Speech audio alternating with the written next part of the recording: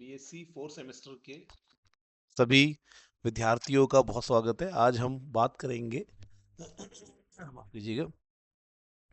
आज हम बात करेंगे हम अभी तक क्या डिस्कस कर चुके हैं। हम अभी तक डिस्कस कर चुके हैं अपने सिलेबस में। हम क्या डिस्कस कर चुके हैं? हम डिस्कस कर चुके हैं बच्चों, आर्नियस कॉन्सेप्ट को हम डिस्कस कर चुके हैं, ब्रॉन्स्टेड लोरी डिस्कस कर चुके हैं, और आज हम डिस्कस करने वाले हैं लक्स फ्लड क्या है, लक्स फ्लड सिद्धांत क्या है, उसको हम डिस्कस करेंगे। ये जो है लक्स फ्लड और फिर Lewis concept of acid base को हम डिस्कस करेंगे। ठीक है, तो ये हमारे आज के टॉपिक रहने वाले हैं। तो लक्स फ्लड क्या कहता है इसको देखते हैं। ठीक है, तो ओके, ये आपके सामने स्क्रीन में देखिए आप। तो लक्स फ्लड थ्योरी क्या कहती है, इसके अनुसार क्या है एसिड और क्या है बेस, इसको देखेंगे। तो यहाँ पे इसकी डेफिनेशन लिखी हुई है आपके सामने। क्वेश्चन क्या आएगा एग्जाम में, क्वेश्चन के रूप में देख लेते हैं। क्वेश्चन आएगा explain the lux flood acid base theory. Explain the lux flood acid base theory with suitable example, right its application and limits. तो हम पहले तो देखेंगे कि लक्स फ्लड के अनुसार एसिड क्या होता है, बेस क्या होता है, और इसकी लिमिट्स क्या है, इसकी एप्लीकेशन क्या है। ठीक है, तो देखो यहाँ पे लिखा है कि लक्स फ्लड के अनुसार एसिड किसको बोलते हैं। तो लक्स फ्लड के अनुसार एसिड वो सब्सटेंस है जो ऑक्साइड आयन एक्सेप्ट करता है। ये बहुत इंटरेस्टिंग है। तो जो ऑक्साइड आयन को क्या करेगा, लेगा, जो ऑक्साइड आयन को क्या करेगा, एक्सेप्ट करेगा, लेगा, ऑक्साइड आयन को लेगा, एक्सेप्ट गेन करेगा, उसको कहते हैं हम क्या, एसिड। ठीक है, तो जो ऑक्साइड आयन गेन करेगा वो एसिड है। तो यहां पर एसिड और बेस को डिफाइन करने के लिए ना H प्लस का सहारा लिया गया है, ना OH नेगेटिव का सहारा लिया गया है। लक्स फ्लड में एसिड और बेस को डिफाइन करने के लिए ऑक्साइड आयन का सहारा लिया गया है। इसको बिल्कुल अच्छे से याद रखिए, ये बहुत इंपॉर्टेंट है। तो इसका एक ही एग्जाम्पल आपने ध्यान रखना है, वो है SiO2। ठीक है, ये जो हमारे पास सिलिकॉन का ऑक्साइड है, ये इसका एग्जाम्पल है। सिलिकॉन डाइऑक्साइड इसका एग्जाम्पल है। इसको अच्छे से ध्यान रखिए। सिलिकॉन डाइऑक्साइड ऑक्साइड आयन को एक्सेप्ट करता है, ऑक्साइड आयन को एक्सेप्ट करता है, और ये एक फ्लड फ्लड थ्योरी के अनुसार, लक्स फ्लड थ्योरी के अनुसार क्या हो जाता है, ये एसिड हो जाता है। ठीक है, अब बेस क्या है इसको समझते हैं। तो इस थ्योरी के अनुसार बेस क्या है, बस उसका उल्टा। इस थ्योरी के अनुसार बेस बोलते हैं ऐसे सब्सटेंस को जो ऑक्साइड आयन को डोनेट करता है। तो ऐसा सब्सटेंस जो ऑक्साइड आयन को देगा, ठीक है, उसको बेस कहेंगे। तो ऐसा सब्सटेंस तो ऑक्साइड आयन को डोनेट करेगा, उसको हम बेस कहते हैं। इसको ध्यान रखना। तो ऑक्साइड आयन डोनर जो होता है, ऑक्साइड आयन डोनर, ये क्या होता है, ऑक्साइड आयन डोनर क्या होते हैं, दे आर बेसिस। ये लक्स फ्लड थ्योरी के अनुसार बेस होते हैं। तो ये दो सिंपल सी डेफिनेशन है। तो कोई भी यहाँ पे H का कोई रोल ही नहीं है, OH का कोई रोल ही नहीं है। बिल्कुल आसान डेफिनेशन है। ऑक्साइड आयन जो देगा वो बेस है, और ऑक्साइड आयन जो लेगा वो एसिड है। ठीक है, अब बेसिस के एग्जाम्पल क्या होते हैं, यहाँ पर बेस के हमारे पास एग्जाम्पल है जैसे कि मैग्नीशियम ऑक्साइड। ज़्यादातर मेटल के ऑक्साइड्स जो होते हैं वो यहाँ पे मोस्टली ऑक्साइड आयन को डोनेट करते हैं और बेस होते हैं। देखो मेटल का ऑक्साइड है ना, तो मेटल के ऑक्साइड्स जो होते हैं वो ऑक्साइड आयन को डोनेट करते हैं और बेस की तरह काम करते हैं। इसमें एग्जाम्पल है मैग्नीशियम ऑक्साइड, कैल्शियम ऑक्साइड। ठीक है, ये बहुत इंपॉर्टेंट एग्जाम्पल है, बहुत ही इंपॉर्टेंट है। ठीक है, सोडियम ऑक्साइड, ये बहुत ही इंपॉर्टेंट एग्जाम्पल है, इनको ध्यान रखना है। तो ये जो एग्जाम्पल यहाँ पे लिखाए गए हैं, इनको अच्छे से बिल्कुल बाय हार्ट कर लीजिए, बहुत ही इंपॉर्टेंट एग्जाम्पल है। तो लक्स फ्लड थ्योरी के अनुसार हमारे पास, तो लक्स फ्लड थ्योरी के अनुसार बच्चों मैंने आपको बता दिया कि क्या क्या कौन कौन से सब्सटेंस हैं जो यहाँ पे ऑक्साइड आयन गेन करते हैं। तो जो ऑक्साइड आयन गेन करेंगे वो एसिड होंगे, जो ऑक्साइड आयन डोनेट करेंगे वो बेस होंगे, ऑक्साइड आयन गेन करने वाले एग्जाम्पल में आपको मैंने SiO2 बता दिया, ये बहुत ही इंपॉर्टेंट एग्जाम्पल है। चलो उसके अलावा एक और एग्जाम्पल दे देते हैं। कार्बन डाइऑक्साइड भी आता है इसमें, सल्फर डाइऑक्साइड भी आता है इसमें, और फास्फोरस का ऑक्साइड भी आता है। चलिए इसको भी याद कर लीजिए फटाफट। तो ये सब के सब क्या करते हैं, ऑक्साइड आयन को गेन करते हैं। Carbon dioxide oxide ion gain करता है, कार्बोनेट आयन बनाता है। वैसे ही सल्फर डाइऑक्साइड भी ऑक्साइड आयन गेन करेगा और सल्फेट आयन बनाएगा। वैसे ही फास्फोरस का जो ये ऑक्साइड है, फास्फोरस पेंटा ऑक्साइड, ये भी ऑक्साइड आयन गेन करके फॉस्फेट आयन बनाएगा। ठीक है, फास्फोरस के जो फॉस्फेट आयन होते हैं वो बनाएगा। ठीक है, तो ये सब के सब ऑक्साइड आयन गेन करेंगे और ये सब के सब लक्स फ्लड एसिड हो जाएंगे। ये सब के सब ऑक्साइड आयन डोनेट करेंगे और ये सब के सब क्या हो जाएंगे, लक्स फ्लड के बेस हो जाएंगे। इसको आपने ध्यान रखना है। अब ये रिएक्शन कैसे करते हैं, इसका एक रिएक्शन बता रहा हूं मैं आपको, यहाँ पे लिखा हुआ भी है, आप देखेंगे इसमें।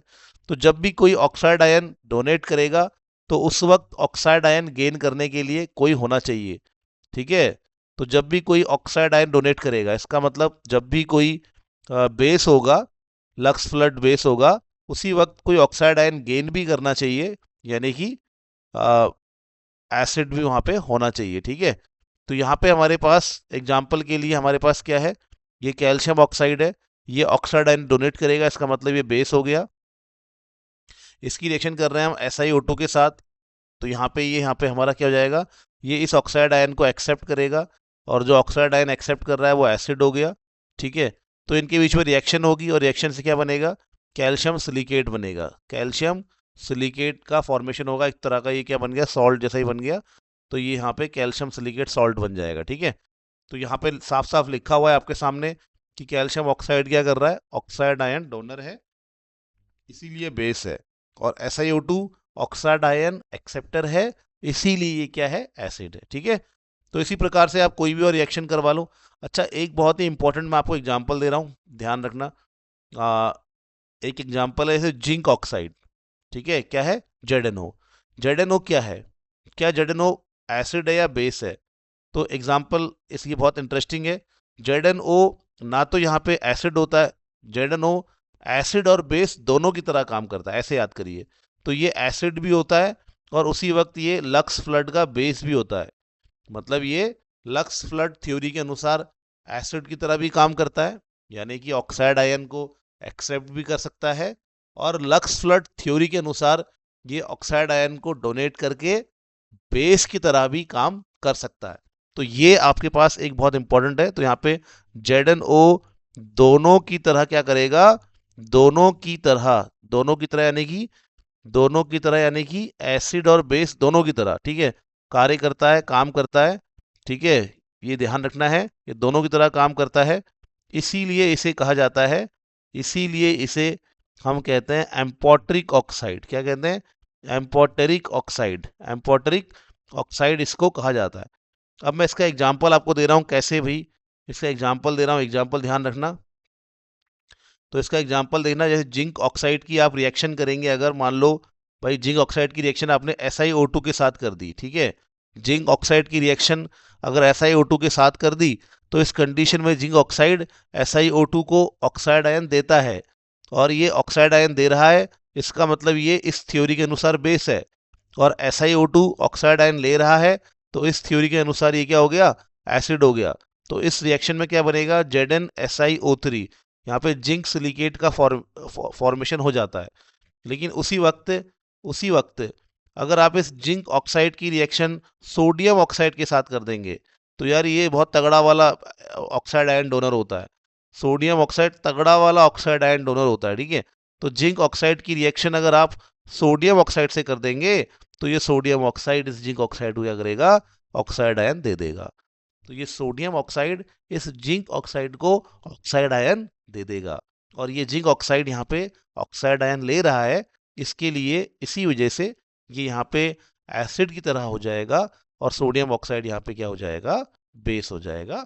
तो दोनों आपस में रिएक्शन करेंगे, तो Zn यहाँ पे बनता है हमारा, इसको मैं इरेज करता हूँ। तो यहाँ पे बनेगा हमारा Na2। ठीक है, O इसने Zn को दे दिया, तो ZnO2। ठीक है, तो ये यहाँ पर हमारे पास ये वाला स्पीशीज बन जाता है, ये सॉल्ट यहाँ पे बन जाता है। तो इस रिएक्शन में sodium oxide oxide ion donor है, तो ये एक आपका बेस हो गया, और जिंक ऑक्साइड यहाँ पे ऑक्साइड आयन एक्सेप्टर है, ऑक्साइड आयन को उसने लिया है, इसीलिए ये यहाँ पे क्या हो गया, एसिड हो गया। ठीक है, इसके क्या इंपॉर्टेंस है इस थ्योरी के, इस थ्योरी के एप्लीकेशंस क्या है, ये भी एग्जाम में पूछता है। तो ये 5 मार्क्स में ये क्वेश्चन आ सकता है कि लक्स फ्लड थ्योरी के इंपॉर्टेंस क्या है। तो इसका इंपॉर्टेंस है सॉलिड स्टेट केमिस्ट्री में, इसका बहुत महत्व है। कहाँ पे है इसका महत्व? सॉलिड स्टेट केमिस्ट्री में इसका महत्व है। सॉलिड स्टेट केमिस्ट्री में इसका महत्व है, कहने का मतलब क्या है, जैसे कि क्या मतलब है इसका, मीन्स सॉलिड स्टेट जो होते हैं हमारे जो बहुत सारे हमारे पास जो सब्सटेंसेस है वो इन्हीं रिएक्शन से बने होते हैं। बहुत सारे जो ठोस पदार्थ हैं हमारे पास हमारे घरों में, वो इन्हीं रिएक्शन से मोस्टली बने होते हैं। ठीक है, इसका ध्यान आपने रखना है, इसको बहुत अच्छे से आपने समझना है कि बहुत सारे सॉलिड का फॉर्मेशन इन्हीं रिएक्शन से होता है। तो मैं इसका जो ये वाला जो एप्लीकेशन है इसको यहाँ लिख रहा हूँ, एग्जाम्पल इसका एक लिख रहा हूँ। जैसे कि हमारे घरों में सिरेमिक होता है, ठीक है, तो हमारे घरों में जो सिरेमिक होता है, सिरेमिक का फॉर्मेशन जब होता है तो वहाँ पर इसी थ्योरी के अनुसार एसिड बेस की रिएक्शन से सिरेमिक बनता है। सिरेमिक जिससे बर्तन बनते हैं, ठीक है, ये जो आपका मटेरियल बनता है बर्तनों का वो ज़्यादातर इसी से बनता है। तो सिरेमिक जो है हमारा इसी से बनता है, इन्हीं के बीच में रिएक्शन से बनता है, इसको ध्यान रखना है आपने। ठीक है, ठीक है, तो सिरेमिक का जो फॉर्मेशन है उसमें इस रिएक्शन की बहुत बड़ी भूमिका है।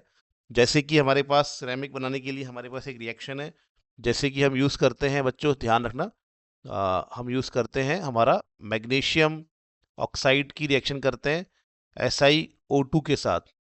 तो यहाँ पर फिर हमारे पास जो मैग्नीशियम है वो ऑक्सीजन डोनेट करता है, बेस हो जाता है इस थ्योरी के अनुसार, और SiO2 उसको गेन करता है, तो ये हमारा SiO3 बन जाता है, ये एसिड है, और ये यहाँ पे इस थ्योरी के अनुसार बेस हो जाता है। ठीक है, और ये मैग्नीशियम सिलिकेट बनता है जो कि सिरेमिक में एक बहुत इंपॉर्टेंट सब्सटेंस है। और ये सिरेमिक कहाँ काम आ रहा है, सिरेमिक काम आ रहा है हमारा बर्तनों को बनाने के लिए। ठीक है, for the formation of utensils. तो ये एक हमारी क्या है, सॉलिड स्टेट केमिस्ट्री में एक रिएक्शन, एक बेसिक सी रिएक्शन जो है, जो तभी हो पा रही है जब हम इस कॉन्सेप्ट के अनुसार मैग्नीशियम ऑक्साइड एक बेस की तरह बिहेव कर रहा है, और SiO2 यहाँ पे जो हमारा सिलिकॉन डाइऑक्साइड है वो एसिड की तरह बिहेव कर रहा है। मॉल्टन ऑक्साइड सिस्टम जो है, मॉल्टन ऑक्साइड सिस्टम का मतलब ये है कि भैया हमारे जैसे ये मैग्नीशियम सिलिकेट है या कैल्शियम सिलिकेट है, ये आयंस के रूप में, जब मैं कैल्शियम ऑक्साइड को, जैसे यहाँ पे लिखा हुआ है ना, ये ऊपर देखेंगे आप, ये यहाँ पे लिखा है कैल्शियम ऑक्साइड और SiO2 को हम क्या कर रहे हैं, कैल्शियम सिलिकेट में चेंज कर रहे हैं। तो ये जब हम इन दोनों को मिला देते हैं और मॉल्टन स्टेट में लेके जाते हैं, तो ये दोनों नहीं मिलते हमें, ये दोनों नहीं मिलते हमें, हमें ये मिलता है मॉल्टन स्टेट में, हमें ये वाला सब्सटेंस मिलता है, वो भी आयंस के फॉर्म में। तो ये हमें कैल्शियम आयन और सिलिकेट आयन के फॉर्म में मिलता है।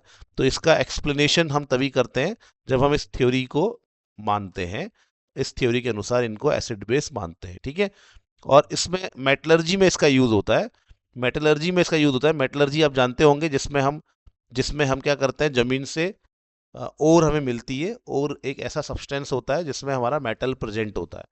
ठीक है, तो जमीन से जो हमें ओर मिलती है वो एक हमारा ऐसा सब्सटेंस है जिसमें क्या प्रेजेंट है, जिसमें हमारा मेटल प्रेजेंट है। ठीक है, तो ओर से हम क्या करेंगे, ओर से हम मेटल को जब निकालते हैं तो उसी प्रक्रिया को हम कहते हैं मेटलर्जी। ठीक है, तो मेटलर्जी में इसका बहुत यूज होता है, मेटलर्जी में इस फंडा का, इस कॉन्सेप्ट का बहुत यूज होता है। कैसे, मैं इसको एग्जांपल से आपको समझाता हूँ। ठीक है, मैं आपको इसको एक एग्जांपल समझाता हूँ।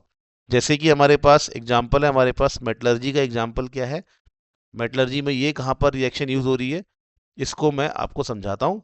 तो मेटलर्जिकल प्रोसेस में ये कहाँ पर यूज हो रही है, इसको देखेंगे। तो भाई देखो, हमारे पास क्या होता है, जब हम ओर को निकालते हैं तो ओर के साथ क्या होती है, इम्प्यूरिटी होती है। जब हम जमीन से जो पदार्थ निकालते हैं जिसमें मेटल होगा, ये ओर है, इस ओर के अंदर हमारा मेटल प्रेजेंट होगा। ठीक है, तो इस ओर के साथ क्या प्रेजेंट है, इम्प्यूरिटी प्रेजेंट है। ठीक है, ये हमारे साथ हमारी क्या प्रेजेंट है, इम्प्यूरिटी। जैसे कि मान लेते हैं कि किसी ओर के साथ कैल्शियम ऑक्साइड एक इम्प्यूरिटी के रूप में है, या चलिए कैल्शियम ऑक्साइड ज़्यादातर होती नहीं, कैल्शियम ऑक्साइड की जगह पे हम मान लेते हैं हमारे पास है, इसको इरेज कर देते हैं। हमारे पास मान लेते हैं कि ओर में इम्प्यूरिटी है सिलिका, SiO2 हमारे पास जो है ओर में इम्प्यूरिटी प्रेजेंट है, ठीक है। अब मैं इस इम्प्यूरिटी को हटाना चाहता हूँ, तो मैं इस इम्प्यूरिटी को हटाने के लिए क्या करूंगा, इस इम्प्यूरिटी को हटाने के लिए मैं इसमें डालूंगा एक पदार्थ जिसको कहते हैं फ्लक्स, और वो कुछ नहीं होता है, कैल्शियम ऑक्साइड होता है। तो मैंने इस इम्प्यूरिटी में क्या डाल दिया, इस इम्प्यूरिटी मैंने फ्लक्स डाल दिया। फ्लक्स एक ऐसा सब्सटेंस है जो अब इससे रिएक्शन करेगा। तो रिएक्शन करेगा कैसे, रिएक्शन करेगा इसी थ्योरी के हिसाब से, ये एक एसिड की तरह, ये एक बेस की तरह बिहेव करेगा। ओ इसको दे देगा, ठीक है, और इसने इसको ओ दे दिया, तो ये बन गया आपका SiO3, और ये बन गया हमारा कैल्शियम। तो ये कैल्शियम सिलिकेट बन गया। तो ये जो हमारा फ्लक्स होता है वो एक ऐसा सब्सटेंस होता है जो इम्प्यूरिटी से रिएक्शन करता है। रिएक्शन करके नॉन एक गला हुआ लेस डेंस सब्सटेंस बनाता है, जो कि ऊपर ऊपर आ जाता है, और फिर इसको हम अलग कर लेते हैं, ठीक है। तो ये कैल्शियम सिलिकेट बन जाता है, इसको बोलते हैं यहाँ पे स्लैग। तो स्लैग बन जाता है। स्लैग क्या है, फ्लक्स और इम्प्यूरिटी के आपस में रिएक्शन करने से बना है, और ये इसकी जो डेंसिटी होगी वो और से कम ज़्यादा होगी, ठीक है। तो या तो ऊपर आ जाएगा या नीचे नीचे आ जाएगा, तो इसको फिर हम वैसे ही सेपरेट कर लेंगे, ठीक है। जैसे कि मक्खन, जैसे हम वो बनाते हैं, कभी आप दूध से जब मक्खन बनाते हैं तो मक्खन ऊपर आ जाता है, मक्खन को अलग कर लेते हैं, तो वह स्लैग जैसा होता है, यही स्लैग होता है। तो यहाँ पर ये मेटलर्जिकल प्रोसेस में इसका यूज हो रहा है कि भैया इम्प्यूरिटीज को रिमूव करने के लिए हम सिलिका SiO2 इम्प्यूरिटी को रिमूव करने के लिए हम कैल्शियम ऑक्साइड को डाल रहे हैं, और कैल्शियम ऑक्साइड उससे रिएक्ट करके स्लैग बना के अलग हो जा रहा है, ठीक है। तो ये है लक्स फ्लड थ्योरी। इजी है बहुत ज़्यादा, इसको पढ़िए। हम कल की क्लास में पढ़ेंगे लुईस एसिड बेस क्या है, और फिर हम इस चैप्टर को फिर आगे बढ़ाएंगे, ठीक है। तब तक के लिए अपना ध्यान रखिए, बाय बाय, टेक केयर।